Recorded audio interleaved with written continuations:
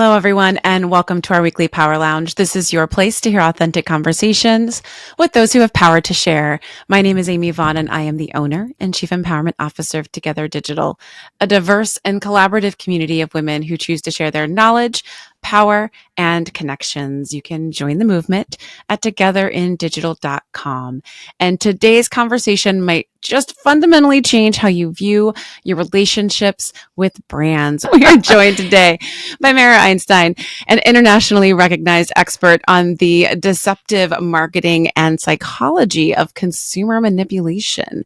With 8 books under her belt, including the latest, Hoodwinked, How Marketers Use the Same Tactics as Cults, Mara has become one of the most important voices in marketing ethics today. You might recognize Dr. Einstein from Emmy-winning Netflix documentary Buy Now, The Shopping Conspiracy. If not, definitely check it out, where she reveals the secret and hidden tactics brands use to drive overconsumption. As a former TV and advertising executive turned professional and author, or turned professor and author, she brings a unique outsider perspective that is both deeply informative and refreshingly critical. Today, she is here to answer provocative questions.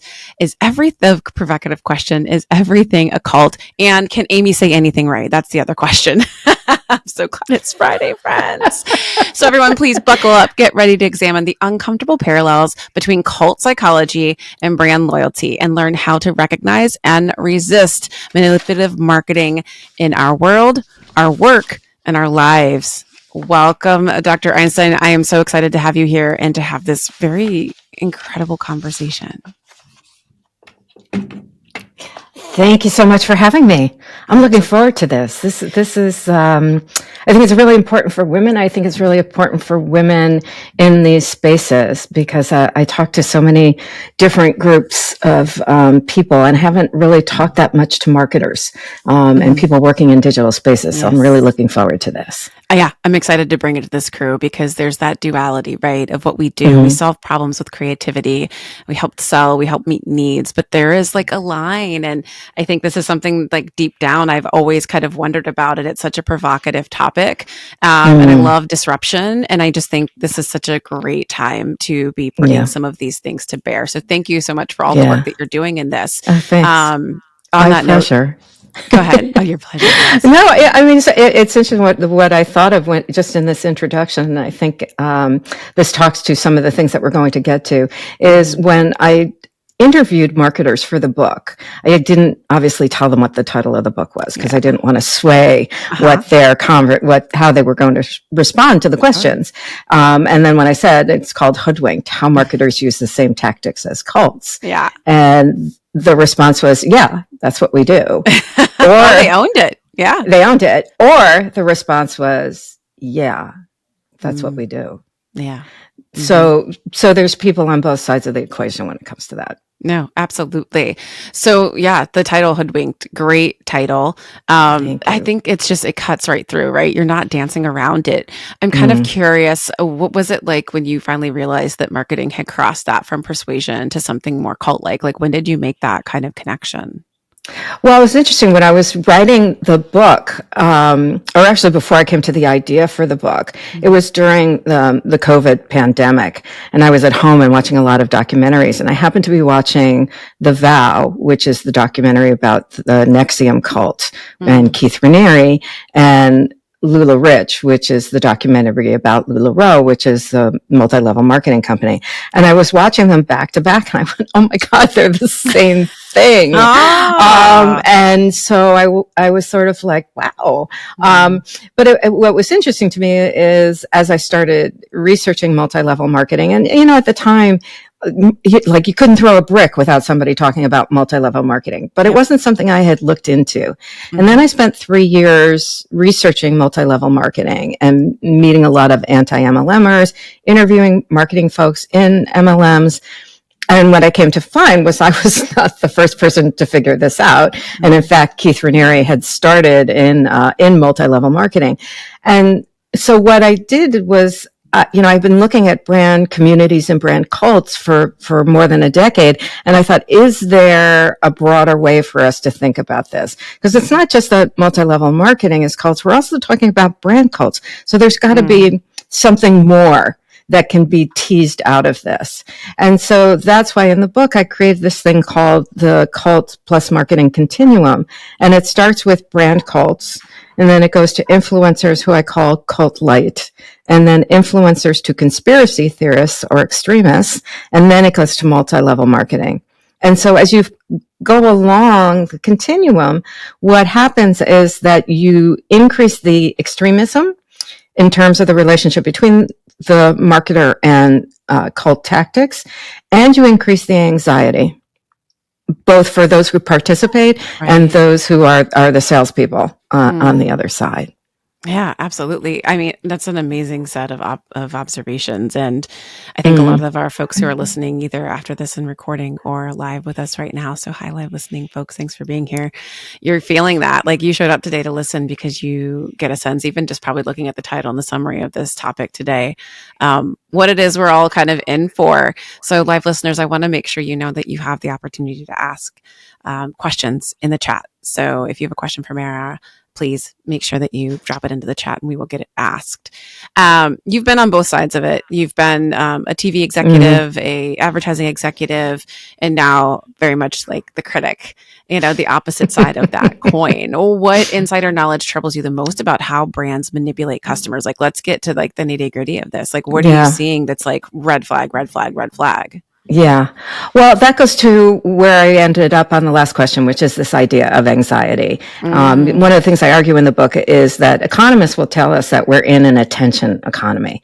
And I say it's not. We're living in an anxiety economy because the way the technology is created, and by and large here we're talking about digital technology because that's where people are getting most of their content from. It's created in such a way as to just get us so ginned up all the time that anxiety ultimately needs to be released. And it happens in two ways. It happens because of the technology itself, right? Because as you're scrolling, there is no defined stopping place.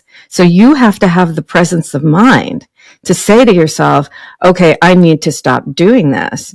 But what the statistics will tell us is that the minute you pick up your phone, you're throwing 23 minutes of your life away. So think about that every time you pick up your phone. The other part of it is that the influencers are incentivized to create content that is going to increase engagement.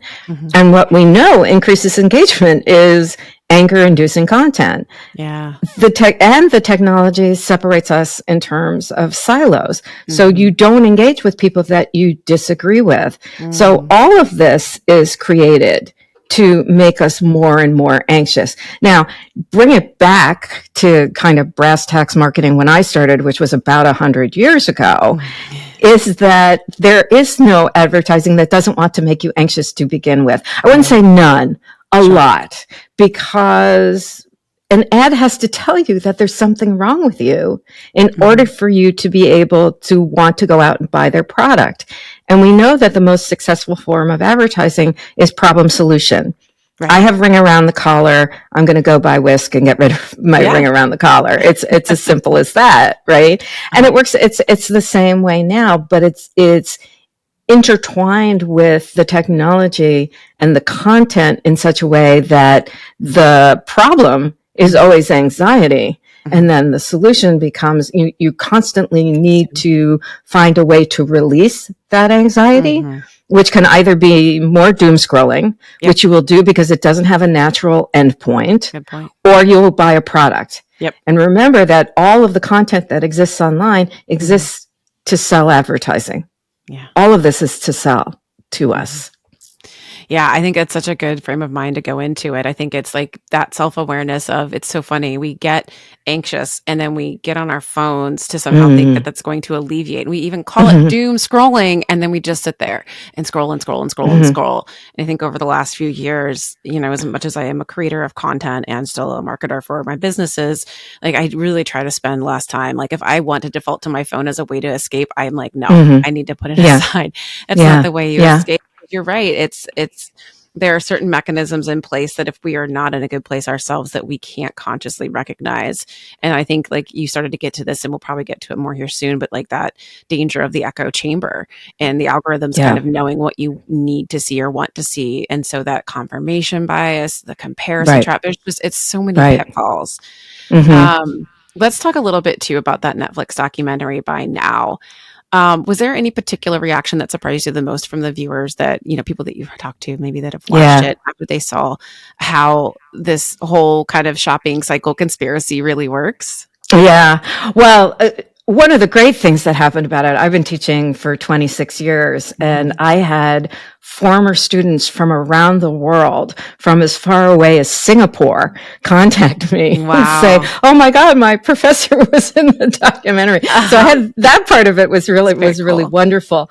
A lot of what the reaction was a pausing and realizing how much stuff people buy. And there were a lot of people probably saw after the documentary came out, people doing hauls of just clothes, bags of stuff that they took out of their houses and that they were, taking to the local Goodwill or wherever it was, the local thrift store, in order to be able to sell it. And so people began to realize, how much that starts to weigh down on you, not only in terms of all of the stuff that you have around you, but how it starts to weigh on your credit card. And so that combination, and Marin, I think is her name, was the one who worked for Amazon, and she talked about exactly how Amazon work their UX to get you to buy more and more and more and more. And and it's not just, and not just, and not just them, obviously, Shein and Temu and all of them do that kind of stuff. And it's really interesting that you mentioned this, because remember, this came out just before Black Friday last year. Perfect timing. Right. And so, I keep suggesting to people that now is a really good time for them to look at the documentary again. I don't get anything from it. I got nothing from this. You watch it because you want to watch it, but it's a good reminder for people. And especially as we're heading into the economic blackout, the mass blackout, if that's really going to happen. And I'll be curious to see how effective it is. But on the one hand, I think it will be in the sense that people have gotten used to boycotting, right? They got used to boycotting Target. They got used to boycotting Tesla. They got used to so they've gotten some habits built in terms of that. But also, people are out of jobs. Right. The government shutdown's still going on. People are worried about their health insurance going up. And so all of those things can contribute to it. But in relationship to our last question, I just did a TikTok about it, and I said to people, think in terms of analog over that period of time, because one of the things you want to do is make sure that you're not engaging with advertising, because it will trip you up. You will start to say, "Oh, I need that thing," and they put all the stuff on it for Christmas, and you start to equate that with family, and it gets all those layers of emotion attached to it. But I said, if you have a streaming service that doesn't have advertising on it, that's going to be your new best friend, for that week, or a book. Or a CD. My daughter just got me a turntable. So I'm going to be listening to records. That's fantastic. No, it's so pervasive. Like it is everywhere, but I think you can make conscious choices, like you said, and where and how you spend your time. Even me saying, like, just deciding to put down my phone instead of doom scrolling as a form of way to unwind. Like, that's not unwinding, that's winding me up. And I think another thing I've learned over the years is like understanding hedonic adaptation, which I think we've talked about on the podcast in the past, which is essentially material things will only get us so far. It is a quick hit of dopamine, which does not last within the body like serotonin. Whereas like a nice walk on a beautiful day, a conversation with a friend, something more meaningful, more deep, that actually lasts within the body. Whereas hedonic adaptation, the more we get, the more we want. And it just shows, There's been studies and research on it for decades. And I think that sometimes we forget that these are just inherent byproducts of being human. And they're easy traps to fall within, but I think being aware of them and being mindful of them, it's not just about like, it's yes, you're going to save money, but also you're probably going to be happier and still somehow spending less money. And also, if you do have concerns about making money, it also means you don't have to make as much money. Exactly. Right. So it all becomes, this cycle of I don't need to make as much money. I could be doing something where I could spend more time with my family and my friends. That is the thing that is going to feed my mind, my body, my spirit, right? And not buying something from, look in your closet and see how many things you have in your closet that still have a tag on them that you never wore. Yeah. I think we've all go through a period of time when that happens. And look, we're human. And what I like to say to people is it's not a terrible thing to buy. Right. It's a terrible thing to buy too much or to buy things you don't really need. Right. And to waste, 100%. So here's the rub, right? So a lot of us listening, myself included, work in marketing. And, maybe some of those who are listening have struggled with ethical boundaries. And what do those look like? What do those need to be? How do you distinguish between effective marketing and what can be seen as manipulation? Well, what I always like to say to people is like, I don't dislike marketing. Like if somebody does some amazing marketing campaign, I'm like the first one to say, good on you. That's like really smart. So something like, the first thing that popped up to me was Duolingo. Duolingo, first their stuff online was really great. Then they started doing AI, not so great. But where they were before that was they did this, just this promotional event where they got a bunch of, I think maybe 10 tickets for people to dress up in their iconic character. That's this bright green color, right? And go to a Charlie XCX concert. And she was doing Brad at the time, which was this bright green color, which is exactly the same color as them. Now, no matter how much they paid for those tickets, and they probably paid a lot of money for them, they were in the mosh pit right in front of her. She called them out. There were pictures taken. And so everybody was posting online about Duolingo and all of this kind of stuff. It was a brilliant marketing campaign.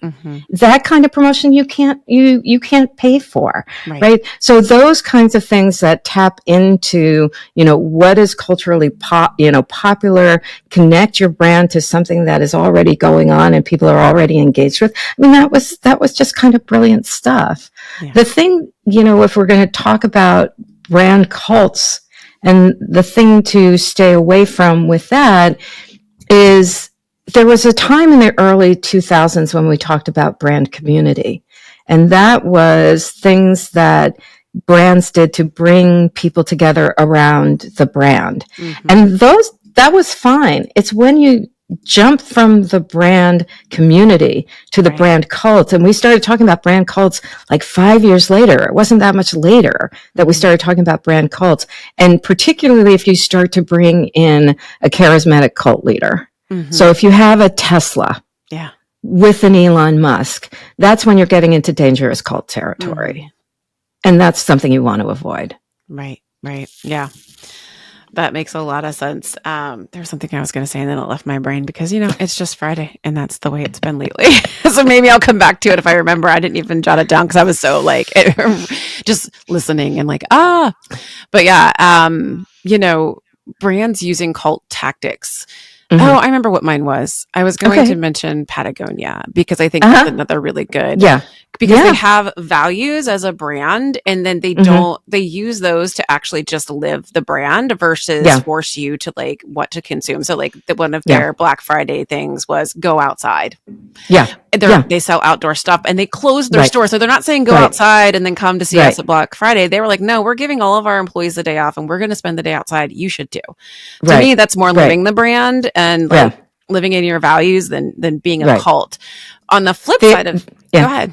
The other example I would give for that is Lush Cosmetics. Yeah. And they, right after Frances Haugen, who was the Facebook whistleblower, talked about how bad Instagram was on their webpage, they put up Be Somewhere Else because they knew that's who their target audience was. And 3 years later, they're still not there. They have something up that says, What the Zuck?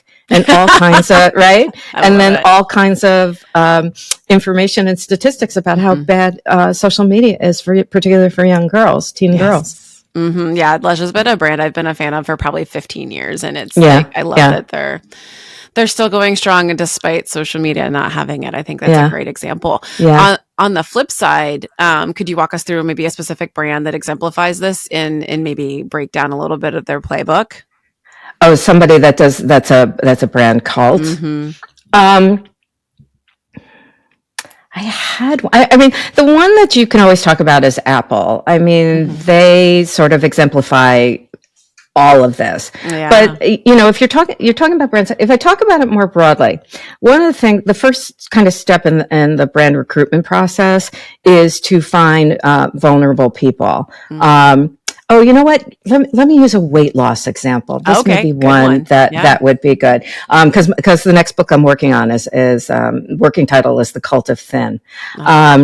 And so I'm taking this and applying it to the diet and fitness and weight loss industry. Yeah. So the first step in the process is to find a vulnerable target.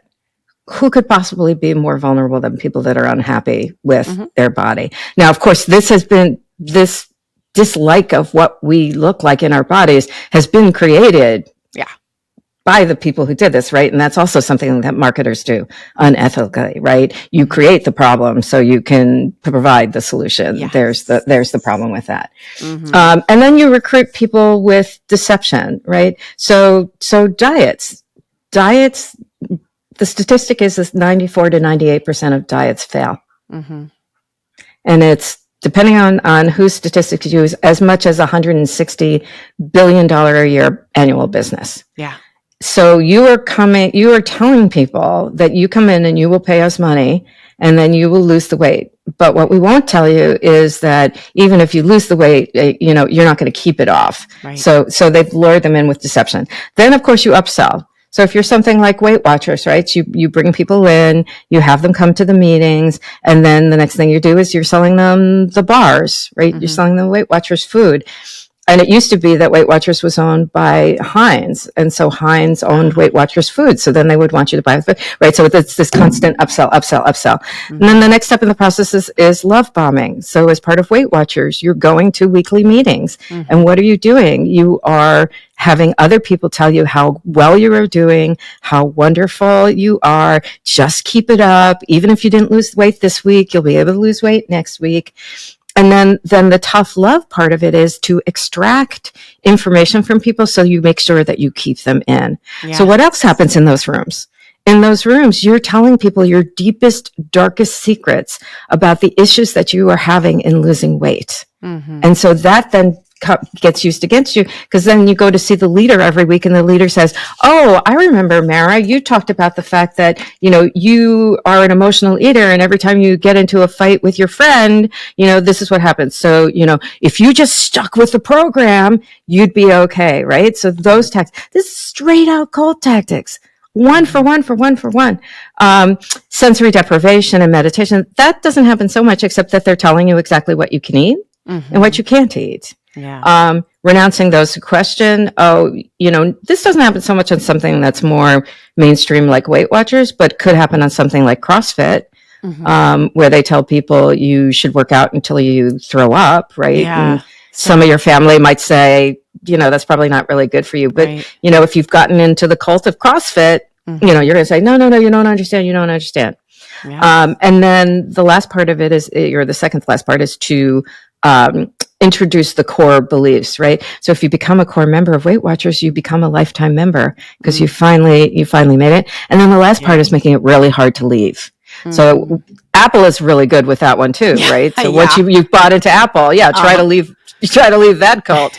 But Weight Watchers too is like, no, you should stay, stay, Right. And for me, I mean, I the first time I went on Weight Watchers, I was 13 years old. Oh, yeah. And so I was doing it up until my early 50s, and I was going through menopause, and I had been working the program, as I had done for 40 years. Wow. And I said, I went to the leader and I said, what's the deal? And she said, oh, I told her I was going through menopause. She said, this won't work for you. I was, really? She said the quiet part out loud, this won't work for you. And what's really interesting is that Weight Watchers has now come out with a plan specifically for women going through menopause. Yeah. Surprise. Right? Surprise. So that's a preview for the next book. But anyway, it's just such a perfect. And if you want to talk about cult leaders, because that's also obviously an aspect of this, if you've been on any kind of diet, you don't need an external cult leader. You have an internal cult leader. Yep. You know how many points you're allowed to eat. My gosh, you're right. Yikes. The point system. Yikes. But yes, coming from inside the house, Weight Watcher people. And it's not just Weight Watchers. They're just just like a really key example of how all this stuff works. For sure. Yeah. Not to pick on them for those it's worked for, but you're so right. Like there's all those control mechanisms that are in place, because even as you're talking, like you see the parallels, and Scientology is another really well known cult. Yeah, and Scientology, they follow you after you leave. And the other thing is too, whether you're talking about a cult or you're talking about, multi-level marketing companies are really key to that. And they're exactly the same thing as we discussed earlier. Is part of that, the key part of it is making it really hard to leave. Right. And a lot of that has to do with the amount of shame that the person faces. Because remember, you've told everybody else in your life, no, this is really good for me. Yeah. And this is a place I should be. Right. And I will be successful at this. And then when you finally realize, no, I'm not. Yeah. And I can't. And you've extricated yourself from everybody in your life. Yep. Then you have to go back to them. Yeah. And that's really hard. It's also why people go from cult to cult to cult, or MLM to MLM to MLM, because they think, oh, it's not the MLM, it's that MLM. Right. But if I try the other MLM, then I'll be successful. Same thing with weight loss. Oh, it was just Jenny Craig who went out of business. That's so true. Right. It's I try one more and then it'll work for me. Hopping from one to the next versus reliance and Yep. Ugh. Yeah. So true. All right. Like Weight Watchers and a lot of those started long before the presence of social media, but now social media is here. It definitely has amplified absolutely brand tribalism. How has digital marketing accelerated those kind of cult-like dynamics that we're seeing? You alluded to some of them before. Yeah. So I've been studying the intersection of religion and marketing for 30 years. And so I've seen all these sort of transitions. So my first book specifically talking about this topic was called Brands of Faith, Marketing, Religion, and Commercial Age. Yeah. And the way that I started the book was talking about Mel Gibson's Crucifixion of Christ, or whatever the name of that book was, or the movie was. And one of the things that they did back then was, like, Mel Gibson would create a phone call that he would then send out to all these pastors. So the pastors got a phone call from Mel Gibson, and like they did those kinds of marketing things. And what's often done in terms of books and movies is that they would buy out full theaters and then bring the congregation to go see it. This is also why a lot of Christian books end up on the top of the New York Times bestseller list, is that, they have the person come speak at the congregation, they buy all the books for them and all of that kind of stuff. Yeah. We move some of that into the digital space, and all of it gets amplified because, again, we talked about this earlier, you end up in silos with people who agree with you.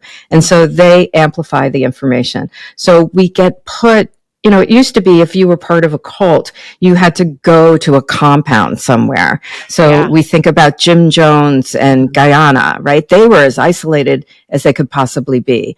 Or the Branch Davidians down in Waco, Texas, or Rajneesh up in Oregon. They were separated, and there was you had to do that because you had to make sure that they weren't going to be in association with people who would tell them that there was something wrong with the cult. Right. Now, that's no longer true, because in the digital space, what happens is we already get separated into the groups of people who will agree with us. Right. And what happens when somebody comes into the group who disagrees with the group? Everybody pounces on them and says, no, you're wrong, right? And so that person doesn't come back again. So we don't have this interaction with other people who don't agree with us in those online spaces. And this happens whether we're talking about, it certainly happens in terms of politics. But it can happen in lots of other spaces too. But we are being separated. So it's almost one of the things I do with my students, or I did when I taught like an intro to media studies, I had them create a fake Gmail account because I didn't want them to get flooded, and then to create a fake account on what was then Twitter, but be completely opposite from the person you are. So start following someone who is, if you're liberal, follow someone who's really conservative. Start, and if you're comfortable, engage with it. But, if you don't feel, because sometimes people don't. But they began to see what the feed would look like. And they also began to say, you know what, I still don't agree with them, but I understand why they think the way that they do, given the kinds of information and content that was being sent to them. And now with AI, like I don't even want to think about it. Frankly, I understand that. But I think that's the beauty of like questioning everything and then just getting us back to a place where we can be curious and we can have conversations and not necessarily have to agree, but understand that there's different points of view. And of course, there's boundaries and safety that need to all be considered, and respect for humans in general that need to all be there. But 100% kind of taking in what's happening on the other side. I have some friends who are very, very good at that if you saw them and knew them, to know what they sometimes will listen to, because they're like, I just need to know what other people that don't think anything like me are saying. Stuff that'll be flat out racist and they're Black. It's like, how can you I don't know, they're stronger than me. But if you can, but if it's a good exercise to do once in a while. There's a book called The Wrong Way Home, and it's written by a psychiatry professor about cults. And he wrote it in the 90s, and it was right after Waco had happened. And he talks at the end about, seeing people face to face and walking in another person's shoes. And we do that so rarely now. And it's not necessarily to agree with them, but to understand why they think the way that they do, because that's the only way that you start to have community. And that's what these social spaces, remember, were supposed to be about. They were supposed to be about creating community. And that's not what happened. And you want to talk about another really good advertising campaign, was Zohran Mamdani's campaign in New York. That was brilliant. And the reason why it was so smart, just looking, dissertations will be written on what this campaign did. But the fact that he had gays for Mamdani, and Jews for Mamdani, and hot girls for Mamdani. And there was niche after niche after niche after niche, but they were all in support of him. So what the marketing group did, is play on the fact that we are so separated. But in fact, we can come together behind somebody who is willing to make all of our lives better. Mind blowing. So good. So very good. 100%. Yeah, definitely look it up if you haven't heard or seen anything about it. I think at the end of the day, it's just, we keep forgetting that understanding is the antidote to fear. And that, if we aren't willing to slow down and try to have some understanding, again, not making excuses, but just holding space to understand one another, we have a whole lot less to fear than what we realize. And again, all those mechanisms are in place to give us the confirmation bias, to make us feel better, to inflate our sense of self and worth and value. And that really leads to my next question. There's so much there's a big role that identity plays in making us vulnerable in brand manipulation, especially online. How would you kind of start to dive into that and help our listeners start to understand and even recognize how that could be, a bit of a pitfall for us? Yeah. Well, the reason for that is that these larger social and cultural institutions just don't have the same impact on us that they used to, right? So if you belong to a faith, what church you went to or what synagogue or what mosque you went to was a defining factor of who you were. But, early in by the 1970s, people were starting to change religion. And that's happened because, in large part, the Immigration Act of 1965 allowed more Asians into the United States. So we had this influx of religions that people had never heard of before. And so people started experimenting in a way they never had before. And you had all these cults, and you had the Beatles hanging out with the Maharishi, right? Yep. And so people started thinking of religion as much more fluid than it had been before. Same thing true with your jobs. People, would work for IBM for 30 years. I know people at MTV Networks that are still there after 40 years. Wow. But, you look at my students' generation, and they don't expect to stay in a job for more than a couple of years. Yeah, so it doesn't have that same kind of play on them. Absolutely. So when you begin to see those things not becoming personal identifiers in the way that they used to be, the corporations and brands came in to fill that void. And what happens with that, and this goes back to talking about something like Patagonia or Lush and so on, is that consumers are looking for brands to have values embedded in them. Yeah. Because if I'm going to take on a brand as part of my identity, then I have to know that they believe in the same things that I believe in. And so that's why brands become so much more important to people than they used to. Now, some is fleeting. Like, a month ago we were talking about Labubus, and I'm like not hearing any. I'm not seeing anything about Labubus anymore. Talk to my kids. That's different. Yeah, but we are talking about things like Apple, and we are talking things about the car you drive. Particularly if you live in Los Angeles or something, the car you drive becomes very important about saying who you are, and and so those things start to have more importance to people than they used to. Now, this is not across the board. Nobody will ever know what brand of toothpaste I use unless they come over to my house. Yeah. But if I pull out Tom Ford lipstick, somebody knows that I paid way too much money to put color on my lips. Right? Girl's got a healthy makeup budget. Oh, 100%. 100%.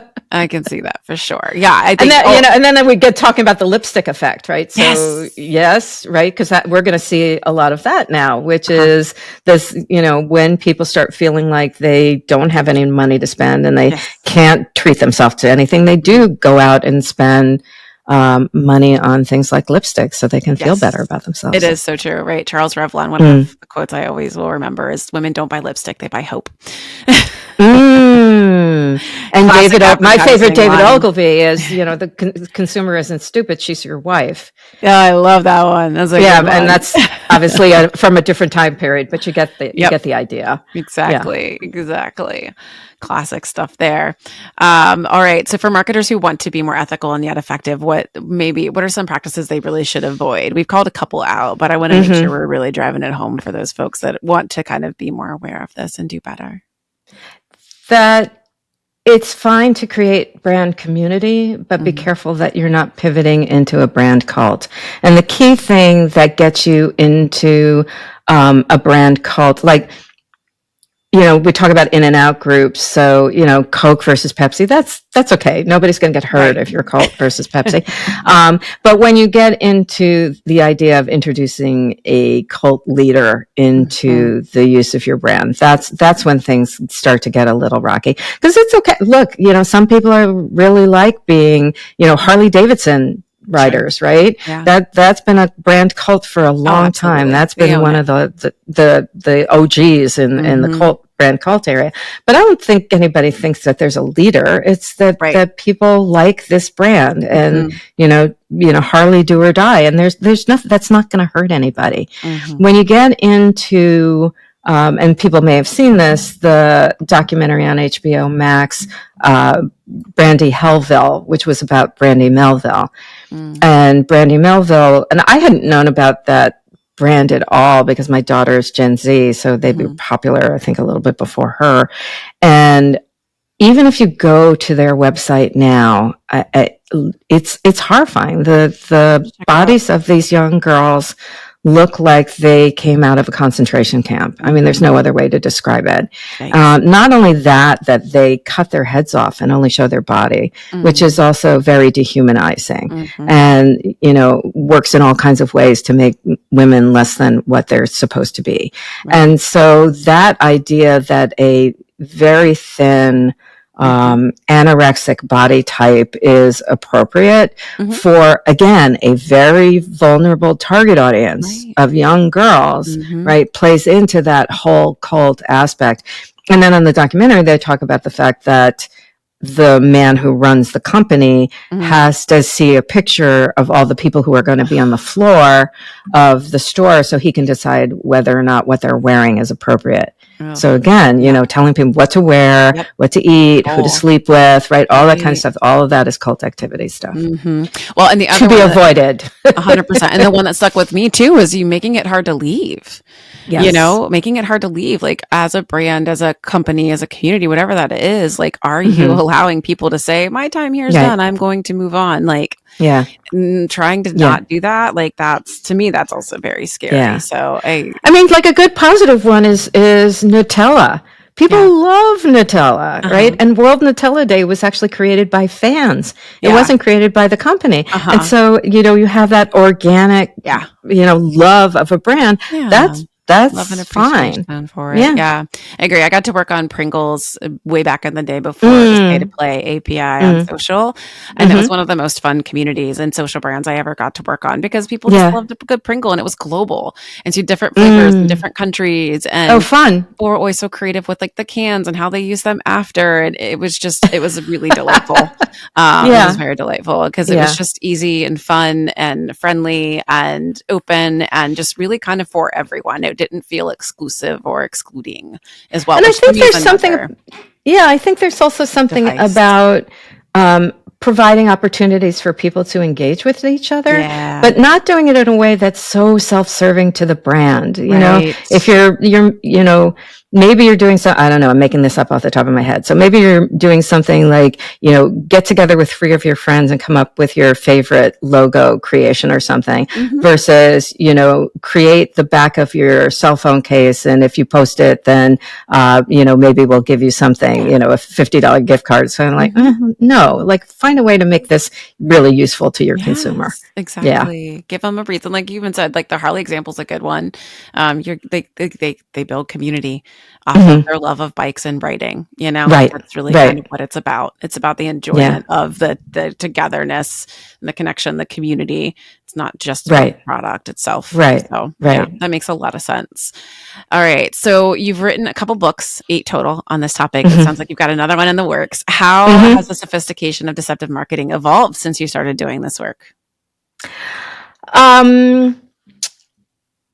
You know, I think a lot of it has to do with what we've talked about. The digital space really changed everything. And I think what's happening now that's kind of more distressing than anything else is the introduction of AI and bots and people not knowing when they are not engaging with human beings.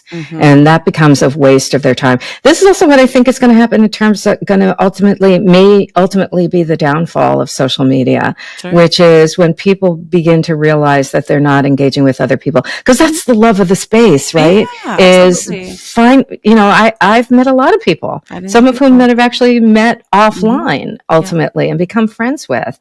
But, you know, when you start to realize, oh, you know, this person who is, you know, fomenting hate on this space. Oh, that's actually a bot. Like, why do I need to be engaging with that anymore? I think that's what's been really horrible in terms of the deception. I think that, you know, something like the hashtag TikTok made me buy it. And I spent some time in the book talking about this. And it used to be that we used to talk about effective frequency being 3 times. And now we talk about effective frequency being like 7 to 13 times. And so, you know, because our media space is so fragmented that we may actually have engaged with something in multiple spaces and not even realized it. And it happens to be that the TikTok person is the last person that you got to. Right. And so, that's part of the issue. The other part of the issue is the collapse of the marketing funnel. It used to be that there was time and space within the marketing funnel for you to take the time to think about whether or not what you were buying, and this goes back to the beginning of our conversation about buy now, right? Is to take that time and take a breath and say, you know what? Maybe I don't have $150 to spare to spend on a pair of jeans, right? And you would have had the time because you would have actually had to go to the store and spend that time and do it. But the technology is created, the whole idea, Daniel Kahneman's idea of thinking fast and slow is that thinking slow is taking the time, really being considered about what you do. And thinking fast isn't thinking. It's about, reacting with our emotions. And that's what the technology is designed to do, is to override our critical thinking. And if you want to talk about it in terms of other ways in marketing now is the increased use of sensory marketing, and particularly, olfactory senses, which are the most powerful. And so it overrides our critical thinking when we go in a store and we smell something and it smells like Christmas and makes us want to buy something. Or popcorn, or 100%. Yeah. Cinnabon, like every mall. Popcorn, right? That's so hard. That's so impossible. 100%. It's so true. It's so true. This has been so awesome and amazing. And I think this whole conversation, it's a balance, right? It's a balance of understanding our roles in the world and the things that we do for our customers, our clients, and the people that we work for. And, it's all just a balance. And I love that you're bringing this lens to it, because I think they're all critical questions we need to be asking about ourselves in the bigger picture of what's happening to, like hyper-individualism, hyper-capitalism, like the space that we're literally in right now as a society within the United States specifically. So we could go on and on, but we're coming close to time. So I'm going to take a minute and let our live listening audience know that you, again, have some opportunities to ask some questions. They're all in existential crisis right now, though. I can feel it. If they're with me, jump into the live chat. Make sure you have your question there if you'd like. Mara, if they would like to reach out to you, connect with you, where's the best place to find you and your work? My website is drmaraeinstein.com. It's Dr. Mara Einstein, Mareinstein. I'm on TikTok as my primary social, but I'm also on Instagram, YouTube, and Threads. Most of the stuff on Instagram and YouTube is repurposed from TikTok. Okay. I also have a Substack, which I never talk about, only because I do a newsletter. I do a newsletter once a month. I don't bombard people. That's great. And what I do is I take the best of what I've talked about in my social media spaces and turn it into written content for people. Okay, fantastic. That's good. I'm not sure if you're going to have some new followers here soon. And then I'm going to go ahead and switch to our fun little quick hit power round questions. Okay. Any questions from the audience, we'll get to those right before we sign off. All right. What is the most cult-like brand you see right now? Can you name one other than the ones we've named already? The most cult-like, because you're going to talk about the worst. Is this the worst question? If you're going to talk about what I think of as the most cult-like, that thing going on right now is crypto. And that's probably not one that people think about very often. Sure. And particularly when you're talking about multi-level marketing, for women's products tend to be like hair care and weight loss and supplements, but for men, it's financial instruments and in particular crypto. And it's the people at the top that make the money and the people at the bottom that don't. And if you read anything about, Trump's coin right now is handful of people made money and everybody else lost a buck a ton. So I would say crypto. Yeah, crypto's a good one. I would say also, I feel like gambling is falling into that because gambling is becoming more pervasive and present and more of a common type thing that I'm seeing throughout, especially with sports betting and everything as well. Yeah. A couple of my students wrote papers about the betting apps, and they were scholar athletes, and they're really not happy about it. They're really not happy about it. Imagine. And I hope more athletes start to speak up about it, because maybe that might change the mindset and shift the paradigm. Yeah. Whew, we're almost there. All right, cool. All right, one marketing tactic that you wish was illegal. If you could just make that call, what would it be? I'm gonna pivot that slightly and say what I would love to see is the elimination of Section 230. Section 230 is the part of the communications code that says that online platforms are not responsible for the content that appears on the platform. Oh, yeah. And so, Facebook always says we are not we are not creating content. We are not editorializing. Right. And I say the second you have an algorithm on your website, you are editorializing, because you are deciding what people see and don't see. So you are responsible for what appears on your platform. Fantastic answer. I love it. That was a good pivot. All right, finish the sentence. You're in a brand cult, not you're a brand cult. You're in a brand cult when you cannot leave.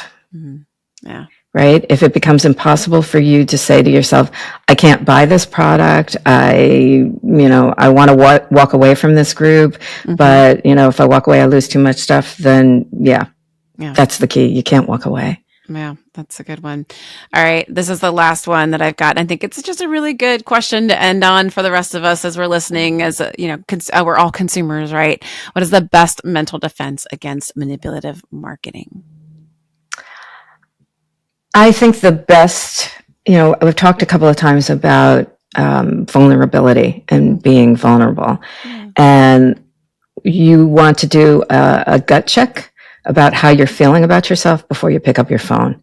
Because the thing is that, when I was growing up, at the end of the day and you were tired, you turned on your TV set. If you turned on your TV set, you might see commercials, but it was based on certain assumptions about who might be watching at that particular time. It wasn't about people grabbing all your data and looking at what you've clicked on, how much time you've spent on it, all that kind of stuff. Yeah. And so, at the end of the day, when you're really tired, is probably the last time that you want to do it. I would just say to just be more intentional. And I think the statistic now is we pick up our phone 150 times a day. Ooh, Fine. Yeah. Yeah, find times in the day where you can be away from your phone. Yeah. Stick it in another room. Yeah. Don't plug it in by your bed. Yeah. Right? All those simply, you really don't. I mean, unless you know that there's an emergency that's going to be happening in your family, you don't need your phone by your bed. You really don't. No, exactly. I literally have a watch because I am losing my phone all the time. I forget it everywhere. I leave it behind. I lose it. I misplace it. And I hope that it always continues. But then I'm like, I need to find my phone. That's like the only feature I use on my watch at the time is find my phone. But because I can't tell people not to use the phone, because it's like, when was the last time you made a phone call on your phone? Yeah. Mm-hmm. You can get rid of apps, but like if you need to call an Uber or a Lyft or whatever it is, then you need to have the phone. Right. Or people send you calendar updates, and so you need that. So yeah, absolutely. Well, this has been amazing. Thank you so much, Dr. Mara, for challenging all of us to think more critically about the intersection of cult psychology and customer culture and consumer culture. Customer culture too, why not? Sure. Right. Your insights are reminding us that, as digital professionals, we both have the power and responsibility to shape marketing that respects rather than manipulates. And so to all of our Together Digital community members of today's conversation, made you question your own brand relationships and marketing practices. That was exactly the point. So thank you for sticking with us through it. It's the first step to doing more ethical marketing and by creating that awareness. So definitely check out her book, Hoodwinked, catch her on Netflix, the Buy Now Shopping Conspiracy. So you can dive more into these topics. If you found today's Power Lounge very helpful and it needs to be shared, please share it. We'd love for you to share it with someone who needs to hear it. And remember, the recordings are always on YouTube and our podcast, wherever you happen to stream and listen. We hope to see you all next week, everyone. Until then, keep asking and keep giving and keep growing. We hope to see you soon. Bye, everybody. Bye now. Thank you.